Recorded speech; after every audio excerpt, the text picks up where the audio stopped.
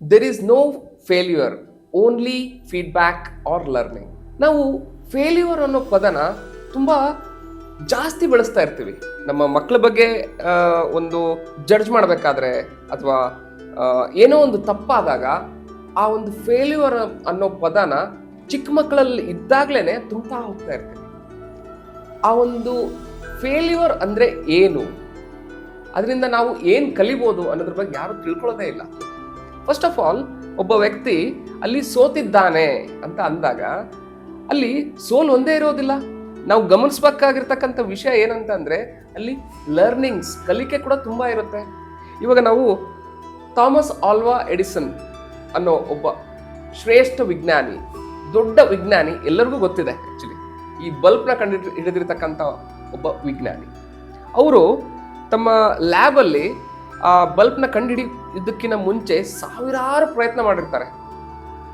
1000 ಪ್ರಯತ್ನ ಮಾಡಿ ಆದಮೇಲೆ ಆ ಒಂದು ಟಂಗ್ಸ್ಟನ್ ತಂತಿನ ಕಂಡುಹಿಡಿತಾರೆ. ಅವಾಗ ಅವ್ರ ಫ್ರೆಂಡ್ ಬಂದು ಕೇಳ್ತಾರೆ, ಇಷ್ಟೆಲ್ಲ ಏನು ಕಷ್ಟಪಡ್ತಾ ಇದೀಯಾ, ಏನಕ್ಕೆ ನೀನು ಇಷ್ಟು 1000 ಬಾರಿ ನೀನು ಪ್ರಯತ್ನ ಪಡ್ತಾ ಇದೀಯಾ ಅಂತ ಹೇಳಿ ಕೇಳಿದಾಗ ಅವ್ರು ಹೇಳ್ತಾರೆ, ಇಷ್ಟು 1000 ಬಾರಿ ಪ್ರಯತ್ನ ಪಟ್ಟ ಮೇಲೆ ನನಗೆ ಗೊತ್ತಾಗ್ತಾ ಇದೆ ನೆಕ್ಸ್ಟು ಏನನ್ನ ನಾನು ತಪ್ಪು ಮಾಡಬಾರ್ದು ಅಂತ ಹೇಳಿ.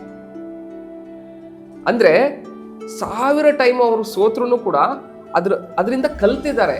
ನೆಕ್ಸ್ಟ್ ಇದನ್ನ ಮಾಡಬಾರ್ದು, ಅದನ್ನ ಬಿಟ್ಟು ಬೇರೆ ಏನೋ ಮಾಡಿದ್ರೆ ನನಗೆ ಅದರಲ್ಲಿ ಸಫಲತೆ ಇದೆ ಅನ್ನೋದ್ರ ಬಗ್ಗೆ ಅವರು ಅರ್ಥ ಮಾಡ್ಕೋತಾ ಹೋಗ್ತಾರೆ. ಹಾಗಾಗಿ ಫೇಲ್ಯೂರ್ ಅನ್ನೋದು ಕೂಡ ಒಂದು ಸ್ಟೆಪ್ಪಿಂಗ್ ಸ್ಟೋನ್ ಅನ್ನೋದನ್ನ ನಾವಿಲ್ಲಿ ಅರ್ಥ ಮಾಡ್ಕೋಬೇಕು. ನಮ್ಮ ಮಕ್ಕಳು ಇವತ್ತಿನ ದಿವಸ ಫೇಲ್ ಆಗ್ತಾ ಇದ್ದಾರೆ ಅಂತ ಅಂದ್ರೆ ಅಲ್ಲಿ ನಾವು ಹತ್ತಿಕ್ಬಾರ್ದು. ಚಿಕ್ಕ ಮಕ್ಕಳು, ಇನ್ನು ಪುಟಾಣಿ ಮಕ್ಕಳು, 1ನೇ ಕ್ಲಾಸ್ ಇರುತ್ತೆ, 2ನೇ ಕ್ಲಾಸ್ ಇರ್ತಾರೆ. ಆ ಮಕ್ಕಳಿಗೆ ತುಂಬಾ ಪ್ರೆಷರ್ ಹೇರ್ತಾ ಇರ್ತೀವಿ, ಅಯ್ಯೋ ಓದು ಓದು ಓದು ಅಂತ. ಅದು ಆಟ ಆಡುವಂಥ ಒಂದು ಸಮಯ. ಆ ಬಾಲ್ಯ ಅನ್ನೋದನ್ನ ನಾವು ಯಾವತ್ತೂ ಕಸ್ಕೋಬಾರ್ದು.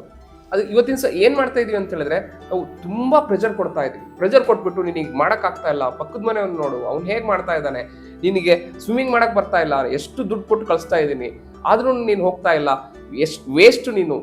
ಚಿಕ್ಕ ಮಕ್ಕಳು ಇದ್ದಾಗಿಂದನೇ ನಾವು ಅವರಿಗೆ ನೆಗೆಟಿವಿಟಿನ ತುಂಬ್ತಾ ಹೋಗ್ತಾ ಇರ್ತೀವಿ. ಆಗ ಅವ್ರ ಮೈಂಡಲ್ಲಿ ಬೆಳೀತಾ ಹೋಗುತ್ತೆ, ನಾನು ಏನೇ ಮಾಡಿದರೂ ಕೂಡ ನಾನು ಫೇಲ್ಯೂರ್ ಅನ್ನೋ ಒಂದು ಮೈಂಡ್ಸೆಟ್ನ ಬೆಳೆಸ್ಕೋತಾ ಹೋಗ್ತಾರೆ. ಹಾಗಾಗಿ ನಾವು ಫೇಲ್ಯೂರ್ ಅನ್ನೋದು ಸ್ಟೆಪ್ಪಿಂಗ್ ಸ್ಟೋನ್, ಅದರಿಂದ ನಾವು ಪಾಠ ಕಲಿತೀವಿ ಅನ್ನೋದನ್ನ ನಾವು ಮಕ್ಕಳಿಗೆ ತಿಳಿಸ್ಕೊಡ್ಬೇಕು. ಅಲ್ಲಿ ಯಾವತ್ತೂ ಕಲಿಕೆ ಅನ್ನೋದೇ ಇರುತ್ತೆ ಅಲ್ಲಿ. ಇಲ್ಲ ಅಂತ ಹೇಳಿದ್ರೆ ಅಲ್ಲಿ ಒಂದು ಫೀಡ್ಬ್ಯಾಕ್ ಇರುತ್ತೆ.